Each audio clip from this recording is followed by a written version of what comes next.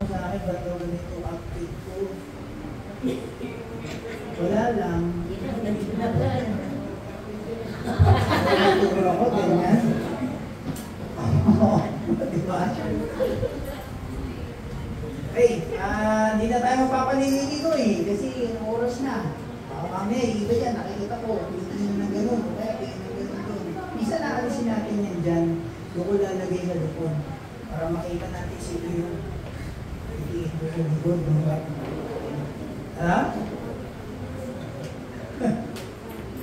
Sige, tutuloy lang natin. Actually, ito lang ay karugtong noong ating pinag-aralan 2 weeks ago, tsaka last week. Kung natatandaan nyo,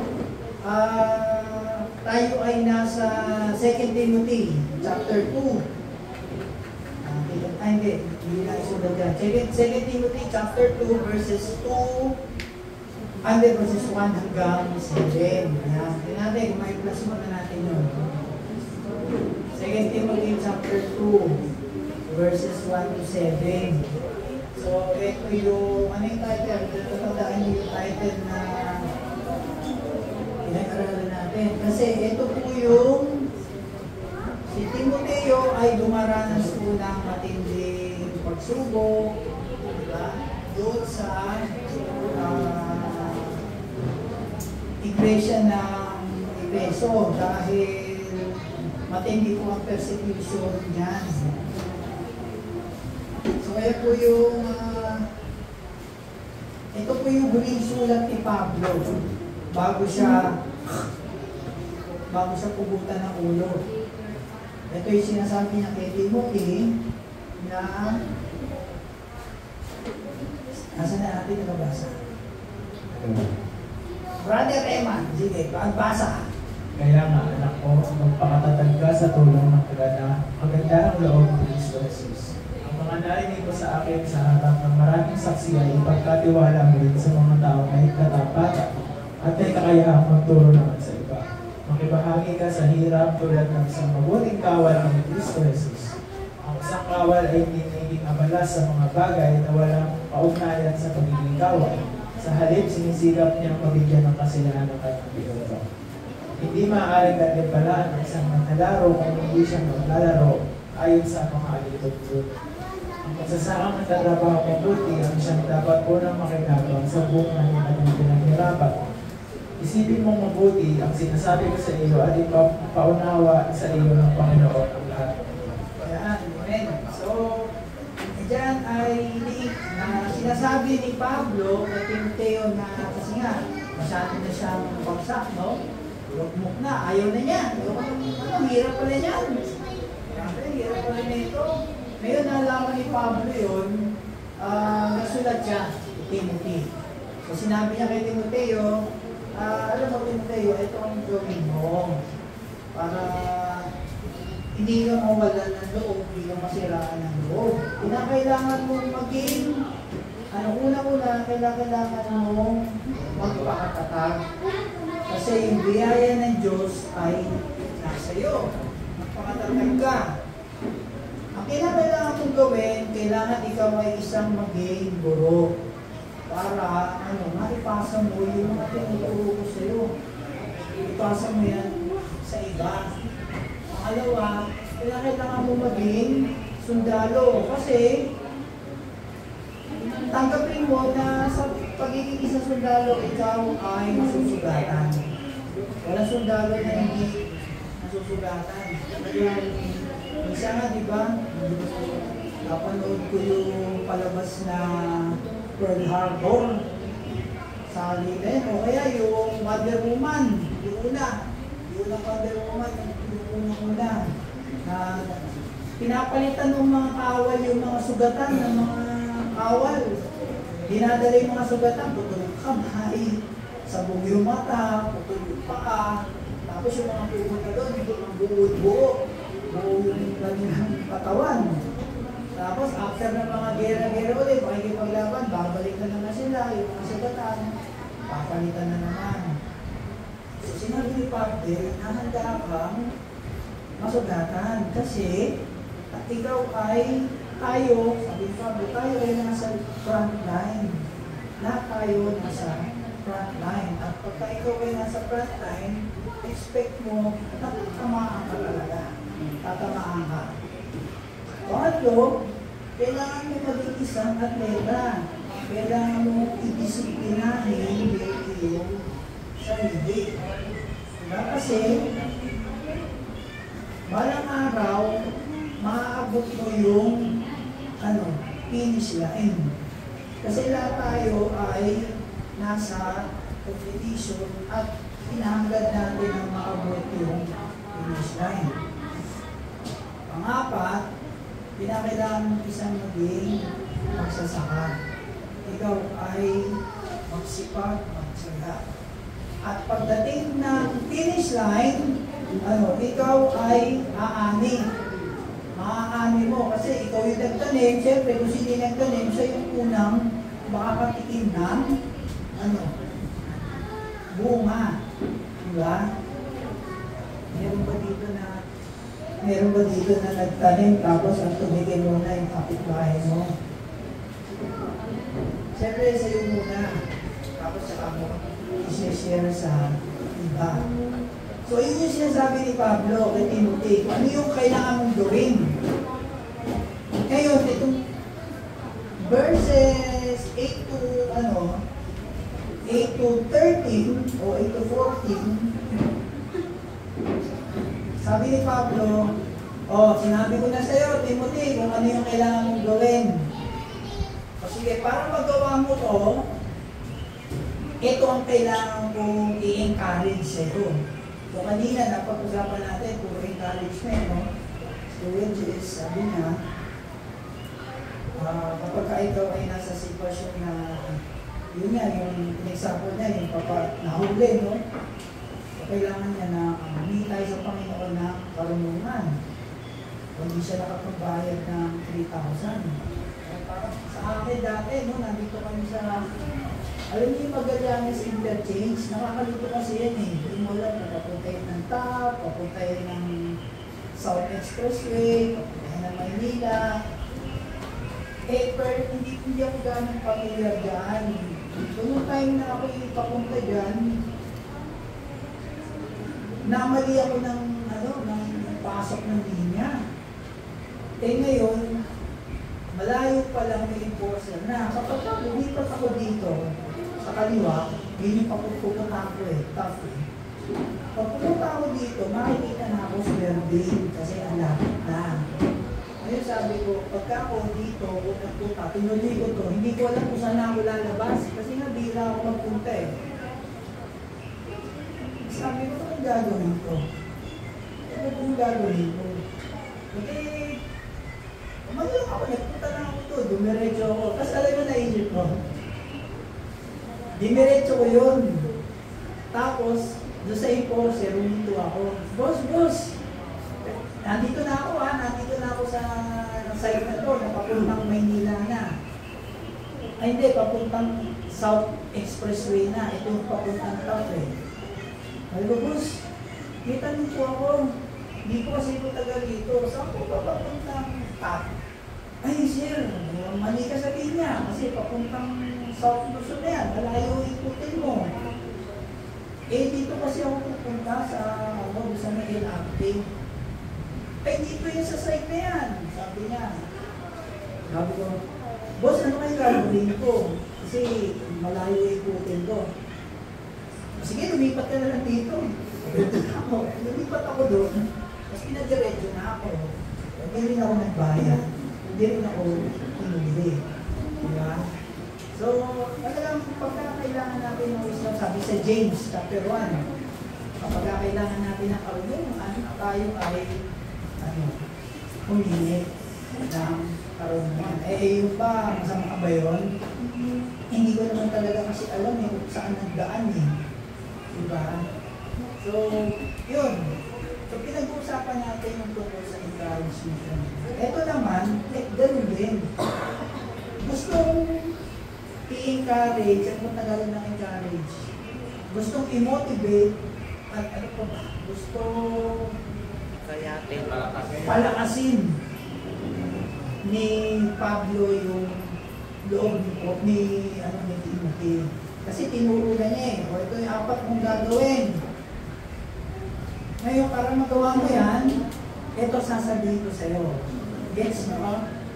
May courage niya para magawa niya yung apat. So, ano sabi doon? Mula verse 8 hanggang 14. Alalahanin mo, si Jesucristo ang panibinuhay at nagmula sa angkan ni David, ayon sa magandang balitang ipinapangaral ko. Ito ang dahilan ng aking pagmulusa at pagpagapos na parang isang kriminal. Subalit hindi dahilan na naiagapos ang salita ng Diyos. Tinitiis ko ang mga bagay alang-alang sa mga hinirang ng Diyos upang magkaroon sila ng kaligtasan at walang hanggang kaliwalhatian mula kay Kristo Jesus. Totoo ang kasabihan ito. Kung tayo namatay makasama ni Jesucristo, magbubuhay din tayong kasama. Kung tayo nagtitiis sa hirap ng mundo ito, magkakari din tayong makilig.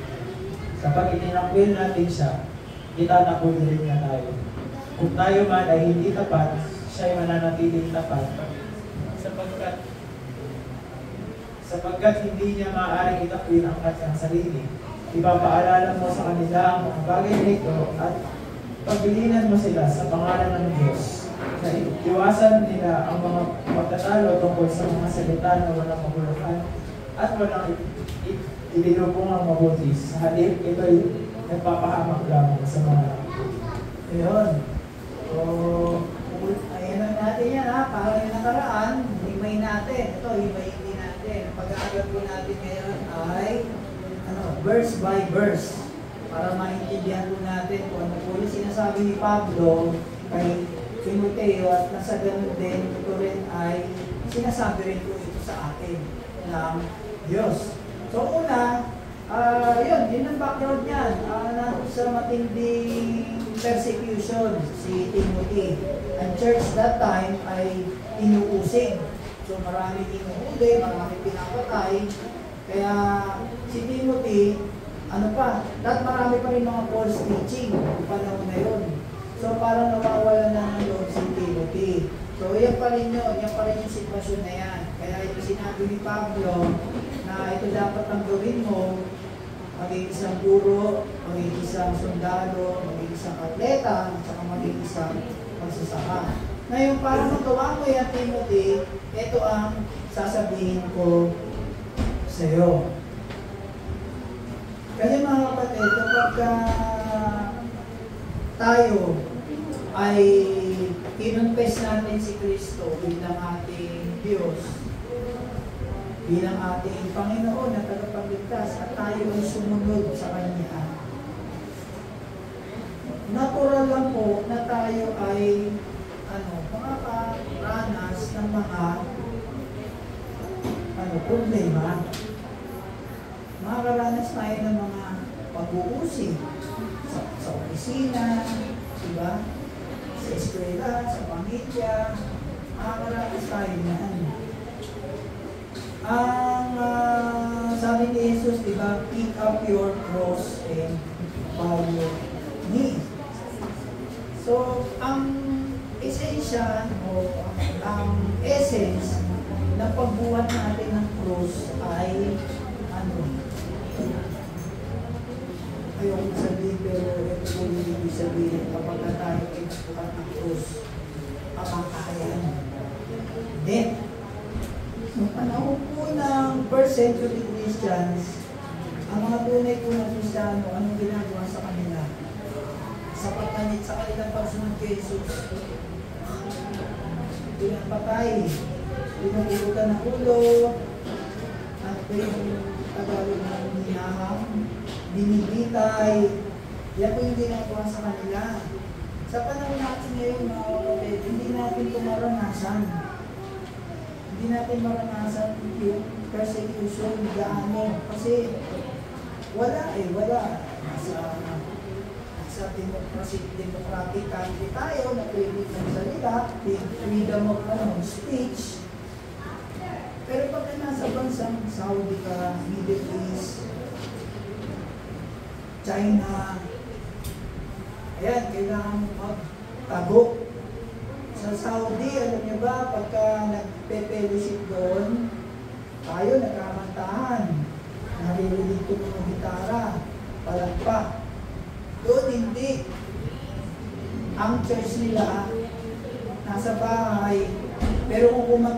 ganyan. Pinakanta natin, yung pinakanta natin kanina, ano yung unang kanta? Ako'y magbababad. Ha? Ako'y magbababad. Oo, yun, di ba? Kakanta sila, ganyan. Ganun. Ganun sila kumanta. Kasi pag narinig sila ng mutawa, at tapos sa mutawa, yun yung mga pulis ng Saudi. Re-raid din yung bahay nila at sila ay dadamputin at itutuloy. So, ganun po yun. Pero, ang nakaka-bless doon, kahit na po ganun yung sitwasyon sa Saudi, ang church po sa Saudi, yung mga Kristiano po ay dumadami. Dumadami yung mga gawain doon. So, ganun po yung sinasabi ni Pablo kay Timothy, na kahit na meron kang mga challenges sa buhay, challenges sa church dyan, eto sasabihin ko sa iyo para para magawa mo yung sinasabi kong apat. So una,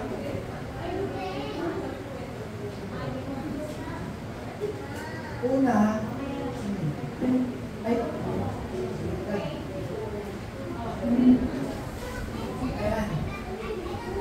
Sabi ko na eh. Ayan, sa panahon natin ngayon, medyo mahirap magsakripisyo dahil tayo ay nasa ating comfort zone. Kaya nga yung sinasabi kanina ni Kuya Kyle, pag may pagkakataon tayong ibahagi ang salita ng Diyos, ang gospel, ibahagi natin. Kasi hanggang po natin hindi ginagawa yan, nandito lang tayo sa ating comfort zone. Bakit? Ayoko mapaya. Ayoko mapaya eh. Baka kaya sabihin, ayaw niya. O kaya, baka mamaya pagka-senior lang ko to, eto pala yung kanyang, meron na pala kung ina-attendan, baka mamaya kung sabihin sa akin, wala akong masyadong mga verse. Baka ako lang ang may-ari nito. Ano pa? Baka mamaya kapag sinabi ko sa mga pag-isin ako, mamaya pagkawanan ako. O kaya, meron kang sa baka, meron kayong gathering sa pamilya, meron kang pagkakataon na i-share ang gospel. Ayoko, nahiya ako kasi yung iba mga kamarahan ko dito, mga iglesia ni ganito, at saka dating ganito, magagaling ito makipag-debate, baka mamaya hamulin ako dito, wala akong nasasabi. Diba? So tayo ay nasa comfort zone. Hindi natin magawa magbahagi ng salita ng Diyos. Kaya nga, ang sinasabi ng Pablo dito na tayo ay pinakailangan magsakripisyo. Tayo pinakailangan mag-endure o magtiis. Kasi kapag hindi tayo magtiis, wala akong mangyayari sa atin. Kaya ang sinasabi ni Pablo dito, ini-encourage siya tayo na pinakailangan mo magtiis. Kasi, number one, kaya apat na yun, mga kapatid, kaya mabilis lang to. Number one, alalahanin mo. Remember, the preeminence of Christ, yung kadakilaan ng Panginoon. Alalahanin mo kung sino yung pinaglilingkuran mo. Sabi ni Pablo. Alalahanin mo si Kristo Jesus, ang muling binuhay. Muling binuhay. Alalahanin mo na yung pinaglilingkuran ng Diyos ay hindi patay. Siya ay buhay. Na siya ay Diyos na nagkatawang tao. Kasi sabi diyan, nagmula siya sa angkan ni David. So siya ay Diyos na nagkatawang tao. Nabuhay siya rito. Pinako sa krus, namatay. Nabuhay hindi. So buhay siya. Yung pinaglilingkuran ng Diyos ay buhay. Hindi siya patay. Kaya nga, nasabi sa Acts chapter 20, tayo ay maglingkod sa Diyos ng humility. Serve the Lord with humility. Si Jesus ay buhay. Tayo ay naglilingkod sa isang Diyos na buhay. Tandaan natin, bago mag-glorify o bago mag-walhati si Jesus, siya muna ay nagdusa, nag-suffer. So tayo ganyan din. Diba sabi ng Panginoon, hindi greater ang isang estudyante sa kanyang teacher o ang kanyang disciple sa kanyang disciple. Ano ibig sabihin nun? Kung si Jesus, naranasan niya magdusa, mahirapan, magtiis, hindi tayo exempted din. Tayo ay, kailangan din magdusa, magtiis. Kailangan maranasan din natin yung bago tayo, mag-glorify. Taga natin yung kaso na binunod natin, no? Pag tayo namatay, marap tayo sa Panginoon na, ano sabi niya sa Revelation, pupunasan niya yung mga luwa natin. Wala nang sakit, wala nang paghihirap. Diba? Sabi niya doon.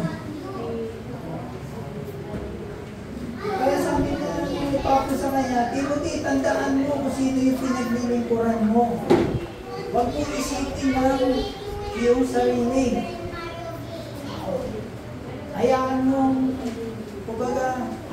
mo na ang nasa isip mo ay yung pinaglilingkuran mo. Hindi ikaw, hindi ka naglilingkod sa sarili mo, hindi naglilingkod ka sa isang Diyos na buhay. Hindi yung sinasabi ko kanina na kung ikaw ay nasa comfort zone mo, nandun ka lang. Diba? Kaya sabi ni Pablo, huwag kang maiya. Maging matapang ka, huwag kang matakot. Baliwala ang buhay mo. Kasi ang pinaglilingkuran mo ay isang Diyos na buhay at hindi Diyos na patay. So yan yung sinabi kay Timothy. Alalahanin mo, remember Jesus Christ, risen from the dead. Yan. So number 1 yan. Number 2, the power, basa. The power of the word. Ang kapangyarihan ng salita ng Diyos. Nasabi doon. Ito ang dahilan ng aking pagdurusa at pagkagapos na parang isang kaibigan. Subalit hindi kailanman ay gagapos ang salita ng Diyos. Hindi kailanman ay gagapos ang salita ng Diyos. So sabi sa English, but the word of God is not imprisoned. So sabi niya kay Timothy, kahit na ako ay nakakulong, okay lang sa akin. Kasi ang salita ng Diyos ay hindi siya maaaring makulong. Kasi, nandito ako nakakulong. Alam mo ba nakakulong na sa Roma? Pero pag binasa niyo yung Philippians, chapter 1, pinupulusta ni Pablo ang mga taga-Philippines. Na nasa Roma na siya nakakulong. Tapos ang sabi niya, the household of sino ba yung emperor nun? Caesar. The household of Caesar greets you. Ano ibig sabihin nun? Yung buong sambayan ni Caesar, yung mga naglilingkod kay Caesar, Pero si Caesar, sa ay asawa niya, na-convert ni Pablo na ma-born again. Yung buong sambahayan ni Caesar. Kaya nga sabi niya, the household of Caesar greets you. Hindi si Caesar ha, kundi yung mga naglilingkod sa kanya. Ibig sabihin, ang dami nun, mga kapatid. Nag-born again lahat doon, na-share niya lahat. Kaya sabi niya dito, nakakulong man ako, pero naturuan ko itong mga taong to, yung tinuro mo sa kanila, matuturo pa rin nila sa iba. So yan ang ibig sabihin niya, yung power ng God. Yung sinasabi dito, kailanman hindi maigagawa sa salita ng Diyos. Kaya nga sabi ni Pablo, kaya nga Timothy, sabi ko mas ikaw ay dapat na isang maging guro. Kasi kahit matigo ka, kahit may sugibigas ka, yung tinuro mo sa iba, maipapasa pa rin nila. Di ba? Bakit nakarating sa atin ang salita ng Diyos? Dahil dyan sa ministeryo ni Pablo. Kasi ang ministry ni Pablo ay sa mga Gentiles. May mga tinuruan siya. Yung mga tinuruan niya, namatay.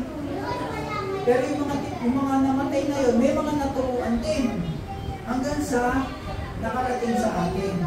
Kaya ito ngayon, pinag-aaralan natin to, tinuturo natin, para bawat isa sa atin, maituro din natin sa iba. Yun po yung ibig sabihin nito. So, mature girls naman, pero meron kang na-disciple, maipapasa pa rin niya sa iba yan. Nag-gets mo? Itibayan mo? So, yun yung ibig sabihin yan. Kaya, ang kapangyarihan na salita ng, kaya sinabi niya yan, as my powerful, ang salita ng Diyos. Ito ay buhay. Kasi, ito po ay naipapasa. Sa ibang translation, the word of God is not bound. So, yun. So, ano yung una? Para ma-encourage tayo, para ma-encourage si Timothy. Timothy, tandaan mo, yung pinag-lingkuran mo ay isang buhay ng Diyos. Pangalawa,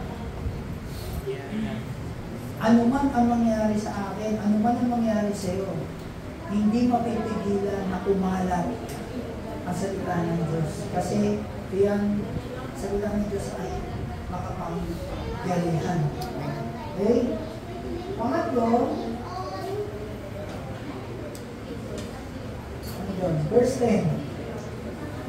The purpose of the word, o layunin ng gawain. Sabi doon, tinitiis ko ang lahat ng bagay alang-alang sa mga hinirang ng Diyos upang magkaroon sila ng kaligtasan at walang magkakaluwalhatian wala kay Kristo Jesus. Sa English, for this reason I endure all things for the sake of those who are chosen, so that they also may obtain the salvation which in Christ Jesus and with eternal glory. Ayan. So sabi niya, pangatlo, Timothy, para magawa mo yung apat na yan na sinabi ko, tandaan mo, maisipin mo ano yung layunin natin. Kung ano yung layunin mo, kung bakit mo ginagawa yan. No? So sinasabi niya, tinis ni Pablo. Sabi niya, ako tinis ko lahat ng bagay. Alang-alang sa mga hiniram ng Diyos upang magkaroon sila ng kaligtasan at walang hanggang paluwalhatian mula kay Kristo. Yung iba nito ay isipin, hindi ko na kailangang lumakas, hindi ko na kailangang mag-share. Kasi, alam na pala ng Diyos kung sino yung hiniram niya eh. Kilala na niya. So, hindi ko na kailangang mag-share. Eh, hindi nga eh. Pag binasan yung Romans chapter 10, verses 13, pababa, anong sabi doon? Kapag walang makakapakinig wala ang magtuturo. Wala maniniwala kung wala magtuturo. Diba natandaan nyo sa Bible study? Pag-explain natin, saan ba galing ang pananampalataya? Sa Diyos ba o sa tao?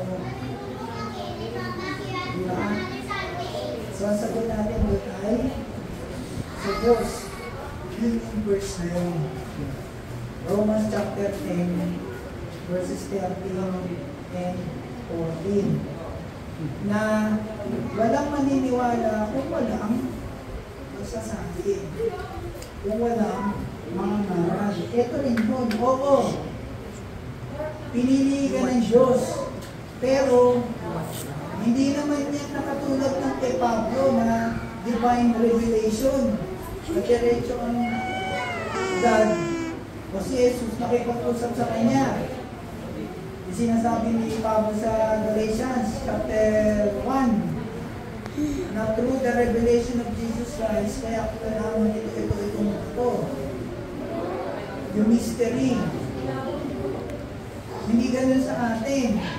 Kailangan, pinili ka ng Diyos. Halimbawa si Ernesto, pinili siya ng Diyos.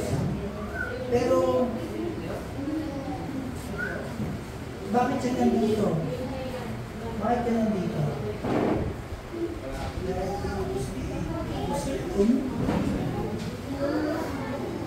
Bakit siya nandito? Kasi meron nga sabi sa kanya. Diba? Lahat tayo ganyan. Meron nagsabi sa atin ng mabuting balita. Kaya tayo lahat nagtitipon-tipon dito. So, yan ang ibig sabihin din ni Pablo. Nagtitiis ako kasi marami pang mga kilala sa Diyos. Gagamitin ako ng Diyos para maibagi yung mabuting balita. Kaya ako nagtitiis. Kaya ako pinagtitiisan ko kasi sa mga hinirang ng Diyos, naunawaan nyo? Hindi basta, tulad na si Kuya Roger, pinili siya ng Diyos. Pero para mangyari yun, kinakailangan merong magbahagi sa kanya na salita ng Diyos. Diba? Hindi ganyan. Yun lang ang ibig sabihin niya. Pablo-san. Timothy, magtiis ka. Kasi diyan, sa Efeso, gagamitin na ng Diyos. Marami pa mga kilala dyan. Yung mga pinili ng Diyos, paano sila minitas kung hindi ka gagamitin. Diba? So yun ang ibig sabihin na yan ang sinasabi na kay Timothy. Ngayon pang-apat, isa tayo.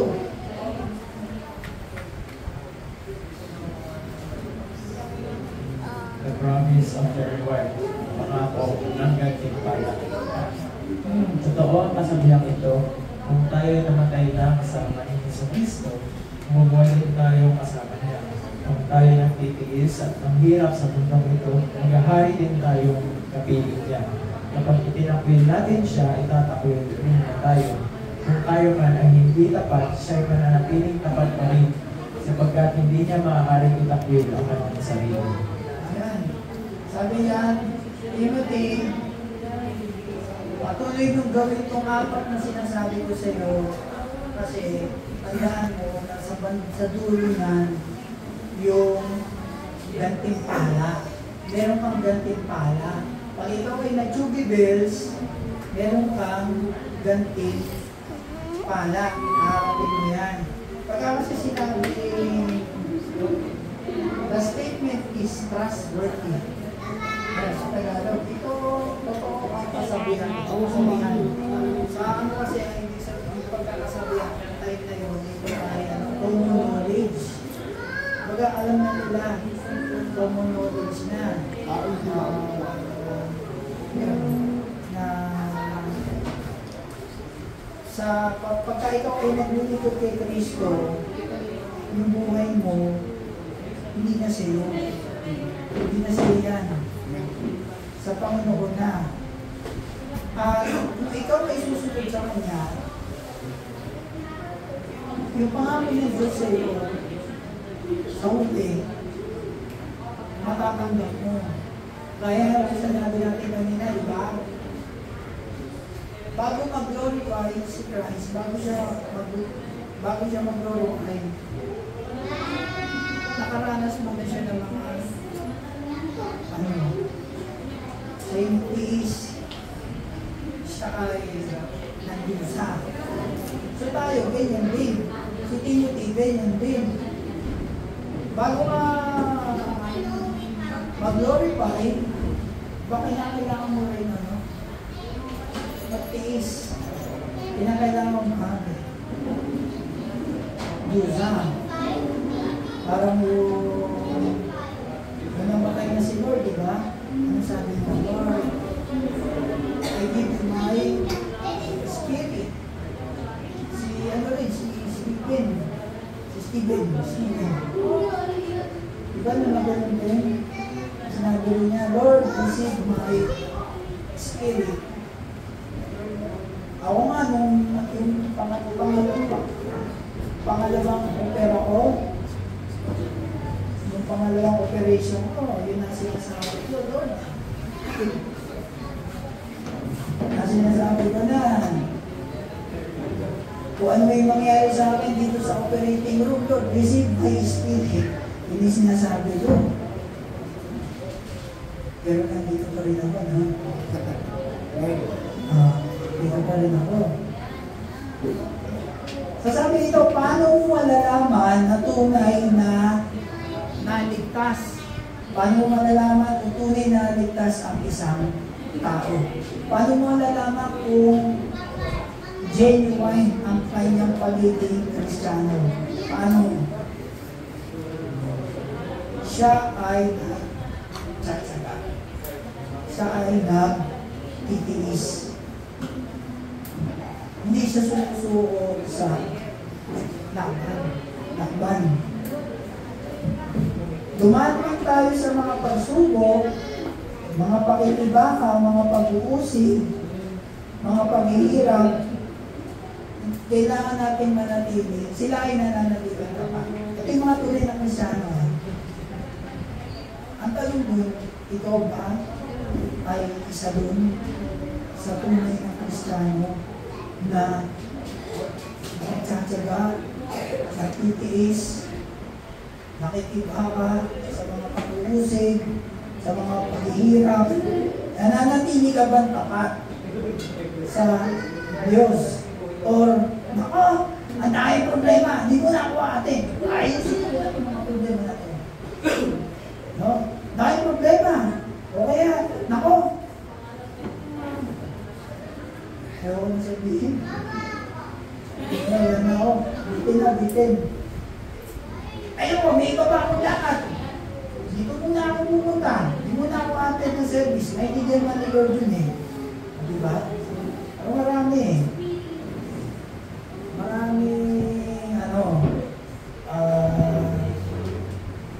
Totoo, merong mga ibang mga tunay na Kristiyano may mga lapses. Ano ba Tagalog ng lapses? Pagkukulang. May mga pagkukulang. Katulad ng Pedro. Di ba si Pedro? Natanda niyo si Pedro? Anong ginawa ni Pedro? Pedro Penduko. Ano yun? Si Pedro. Anong ginawa niya? Uy! Di ba kasama ka nito? Nung nangangaral? Naku, hindi ko kilala yan. Hindi ko kilala.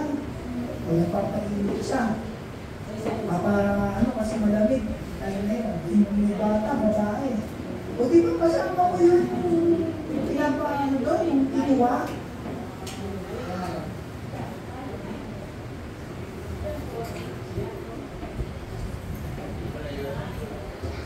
Hindi ko kilala yan.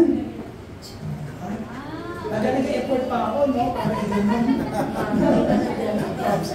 Nag-effort pa talaga ako. Hindi. Yan, labo tuloy. Hindi Hindi ko kilala yan. O, di ba? O, yung pangatlo, di ba ganun din ulit? Hindi ko kilala yan. Mamatay man ako. Hindi ko kilala yan.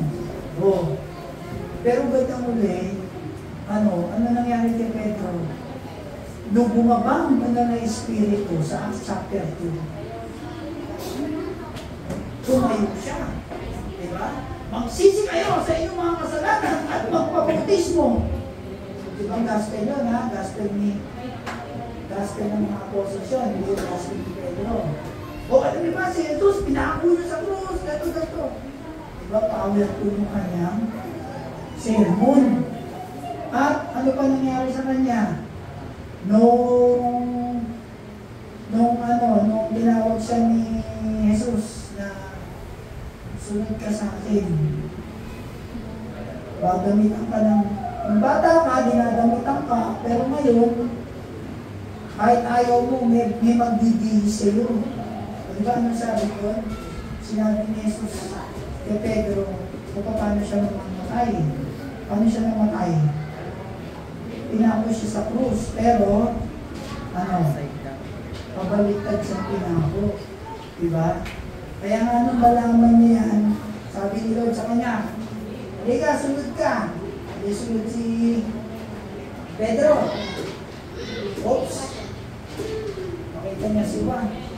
Lord, paano yun? Ako mamamatay. Siya paano? Diba? Pero yung sinabi ni Jesus, halika, sumunod ka. Sumunod siya. So, ang pagsunod kay Jesus, mga kapatid, meron talaga sakripisyo. No? So, ito, may mga lapses si Pedro, pero hindi naging hanggang yun para hindi siya sumunod. Kasi nandun yung pagkakatawad ng Panginoon, nandun yung biyaya niya. So kahit tayo, kung minsan nagkukulang tayo sa Diyos, huwag natin isipin yun. Kasi ang Diyos ay, yung biyaya niya, isipin natin yung biyaya niya sa atin. No? Naintindihan niyo yun? Tapos, ano sabi dito? If we endure, tayo magtiis sa hirap sa mundo ito, mag-ahari din tayo kapilingan. Yun yung kanina na sinasabi natin na bandang muli bilang atleta, disiplinahin mo sa sarili mo, training ka, i-endure mo, pagtiisan mo lahat ng hirap kasi bandang muli ikaw ay mag-ahari kasama niya. O ito, hindi man tayo, kung tayo hindi man tapat, siya ay nanatiling tapat pa rin, sapagat hindi na maaari itakbo yung akal ng sarili. Ano ibig sabihin nito? Kung hindi man tayo, tapat, siya yung nanatiling tapat. Kanino ba ito sinasabi? Ito po yung sinasabi sa mga unbeliever. So, ang ibig sabihin ko yan, kahit na hindi ka naniniwala sa Diyos, ayaw mo tanggapin ang gospel. Si Jesus, ano pa rin sa'yo? Tapat? Tapat pa rin sa'yo. Hindi ka naniniwala sa Kanya, hindi ka naniniwala sa gospel. Pero mag-pray ka kay Panginoong Maria na trabaho. Bakit bigla ka nagkaroon ng trabaho? Okay, hindi ka naniniwala sa Diyos. Kasi hindi ka naniniwala sa Diyos. Kasi bigla isang araw naisip ko na magkaroon ako ng girlfriend. Kung bigla ka nagka-girlfriend. Yung ba ibig sabihin mo, hindi siya tapat sa Diyos. Pero ang Diyos na natin yung tapat sa'yo. Yung ba ibig sabihin nun? Hindi. Ito po ibig sabihin yan. Ang ibig sabihin yan, Kung ang isang tao ay hindi tapat sa Diyos, tapat pa rin sa Diyos sa Kanya. Saan? Sa Kanyang pangako. Ano yung pangako niya sa mga taong hindi tapat? Damn to hell. Ano ba sa Tagalog nun? Sila ay mapapa sa impyerno. Yun ang pangako ng Diyos. Kapag tinangkihan mo ang ebanghelyo ng Panginoon ng Diyos, hindi siya naniwala. Ang pangako ng Diyos ay faithful pa rin siya. Dadalhin ka niya sa impyerno. Yun ang ibig sabihin. I-rephrase natin. Kung ang mga hindi Kristiyano o unbeliever ay hindi tapat, tapat pa rin, nananatiling tapat pa rin ang Diyos sa kanyang mga pangako na sila ay dalhin sa impyerno. Yan po ang ibig sabihin na verse na yan. Lalim, ano? Ano una, basa rin ako ng basa yan eh. Sabi ko, naku, kailangan pala, lagi akong tapat sa iyo. Hindi ako makagawa ng kasalanan. Lagi akong atin ng service. Diba, ganun pala yun. Bible study. Hindi pala tungkol ito sa Kristiyano. Sinasabi ito ni Pablo, kay Timothy, doon sa mga taong unbeliever. Timothy, huwag ka mag-alala. Mag-tiis ka. Kaya mo. Kasi, kahit na hindi sila naging tapat sa iyo, hindi sila naging tapat sa Diyos, ayaw nila maniwala. Faithful pa rin ang Diyos. Natuparin yung pangako niya na sila'y mapapasa yung impyerno. Yun yun. Yun ang ibig sabihin yan. Ang verse na yan. Kaya, lagi lang nagdadaan, pero naman tayo yung mga challenges. Ito, tandaan natin yung mga believe. May pangako, may gantimpala tayo kinaantay. May gantimpalang nakalaan para sa atin. At sa ating verse 14.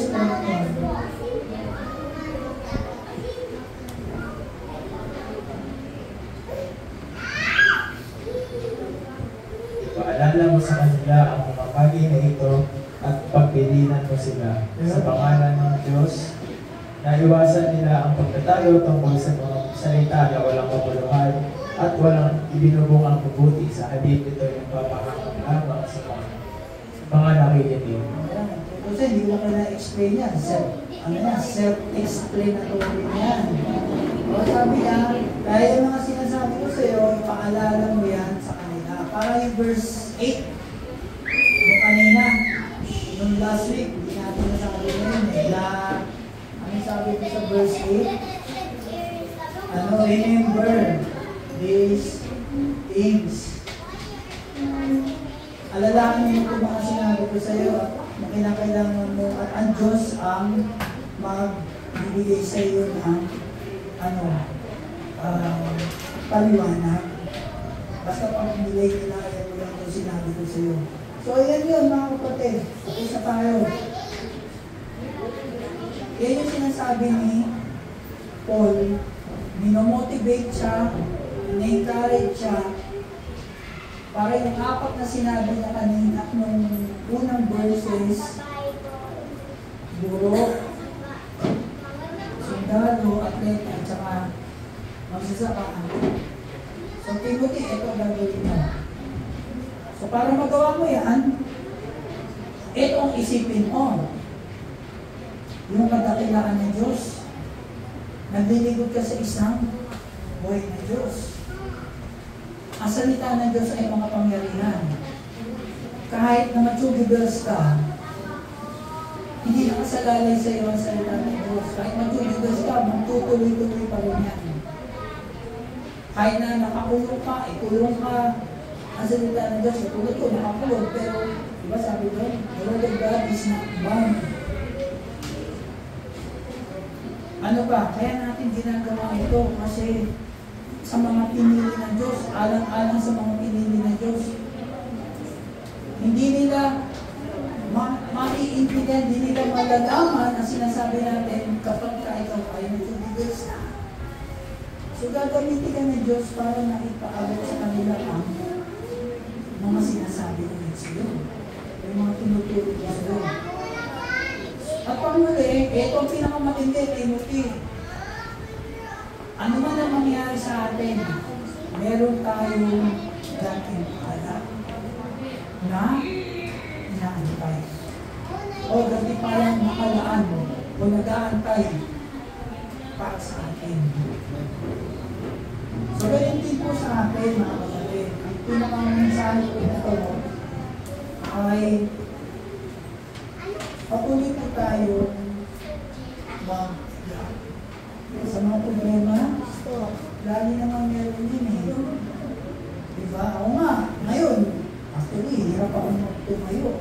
Kasi, nagbukud lang ako kahapon. Kaya na, medyo malat na ako, no? Pero dahil sa mahirap kasi maputol, parang yun kasi ito ng mga napag-aralan ng last week o 2 weeks ago, ang last week. Kaya kailangan ko magtyaga, kailangan ko magtiis. Diba? Para maibahagi sa inyo itong lesson na to. Ayun yung number chapter in verse 13, malalim yun. Sabihan ni Kuya Jess, malalim yun na. Malalim talaga yun. Kasi ang sinasabi ko natin, faithful pa rin ang Panginoon sa pangako niya sa mga antiligyan na mapupunta sila sa impyerno. Yun yung ibig sabihin nun. Kaya ang Diyos ay faithful. Kaya faithful ang Lord. Eh yun ka, di ba? Pag marinig mo, parang hindi maganda. Faithful na Lord, nagawin yung mga tao sa impyerno. Eh ganun talaga eh. Ayun mo, sinabi na nga eh. Diba? Kaya, ito lang kapatid, kung ano lang tayo, patuloy na tayong mag-persevere, mag-endure. Patuloy na persevere. Magtyaga, mag-endure, mag-tiis. Tuloy na niyo. Kasi, diba, madalas yung sinasabi natin, hindi ko pwede na ang ganda ng buhay mo, pero si Kristo nag-tiis para sa iyo. Diba? Ano ba ang plano mo sa buhay?